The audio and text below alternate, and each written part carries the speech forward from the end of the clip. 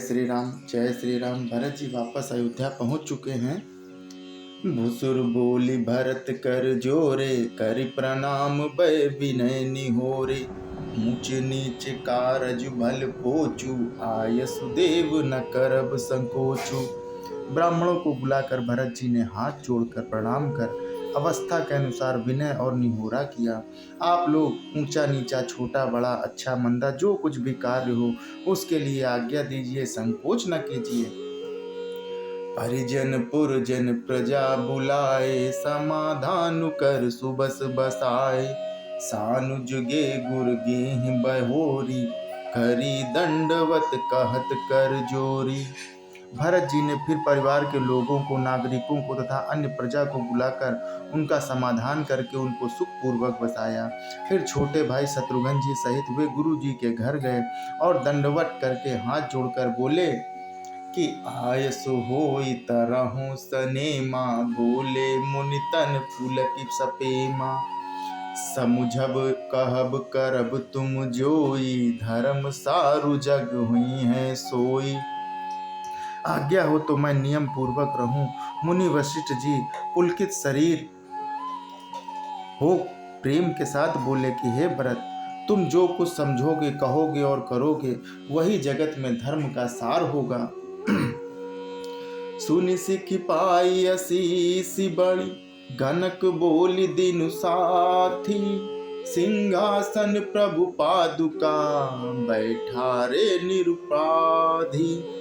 भरत जी ने यह सुनकर और शिक्षा तथा बड़ा आशीर्वाद पाकर ज्योतिषियों को बुलाया और दिन अच्छा मुहूर्त साध कर प्रभु की चरण पादिकाओं को निर्विघ्नता पूर्वक सिंहासन पर विराजित कराया। राम मातु गुरु पद सिरुनाई, प्रभु पद पीठ रजाय सुपाई। नंदी गांव करि परन कुटीरा, कीन निवासु धर्म धुरधीरा।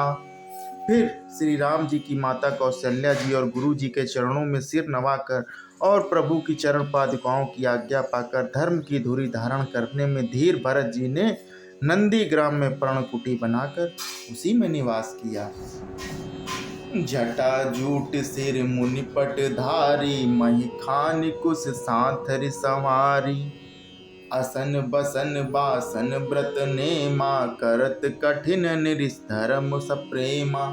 सिर पर जटा जूट और शरीर में मुनियों के वक्कल वस्त्र धारण कर पृथ्वी को खोद कर उसके अंदर कुश की आसनी बिछाई। भोजन, वस्त्र, बर्तन, व्रत, नियम सभी बातों में ऋषियों के कठिन धर्म का प्रेम सहित आचरण करने लगे। भूषण वसन भोग सुख भूरी, मन तन वचन तजय तिन तूरी। अवध राजु सुर राजु सिहाई, दशरथ धनुषु निधन दुल जाई। गहने, कपड़े और अनेकों प्रकार के भोग सुखों को तन, मन और वचन से तृण तोड़कर प्रतिज्ञा करके त्याग दिया। जिस अयोध्या के राज को देवराज इंद्र सिहाते थे और जहाँ के राजा दशरथ जी की संपत्ति सुनकर कुबेर भी लजा जाते थे, तेहि पुर बसत भरत बिनु रागा, चंचरीक जिमि चंपक बागा। रमा विलासु राम अनुरागी, तजत वमन जिमि जन बड़ भागी। उसी अयोध्यापुर में भरत जी अनासक्त होकर इस प्रकार निवास कर रहे हैं जैसे चंपा के बाग में भौरा श्री रामचंद्र जी के प्रेमी बड़भागी पुरुष लक्ष्मी के विलास की वमन की भांति त्याग देते हैं, फिर उसकी ओर ताकते भी नहीं हैं। राम प्रेम भाजन भरत, बड़े न एहि करतूति।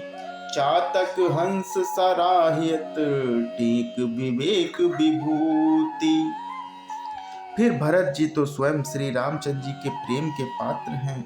वे इस करनी से बड़े नहीं हुए, अर्थात उनके लिए यह कोई बड़ी बात नहीं है। पृथ्वी पर का जल न पीने की टेक से चातक की और नीरछीर विवेक की विभूति से हंस की भी सराहना होती है।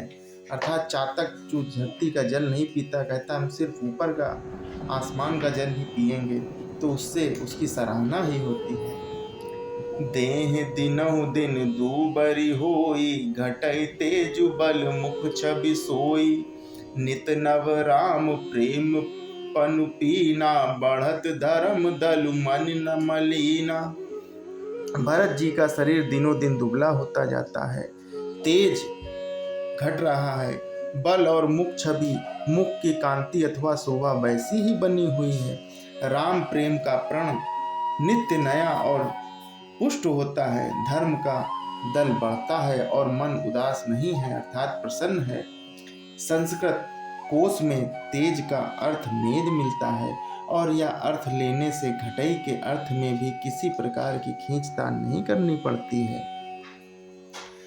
जिमि जलु निगटत सरत प्रकाशे, बिलसत वे तस बनज विकासे।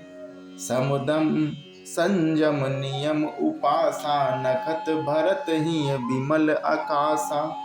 जैसे शरद ऋतु के प्रकाश से जल घटता है किंतु वेद शोभा पाते हैं और कमल विकसित होते हैं, समदम संयम नियम और उपवास आदि भरत जी के हृदय रूपी निर्मल आकाश के तारागण हैं। जय श्री राम, जय श्री राम।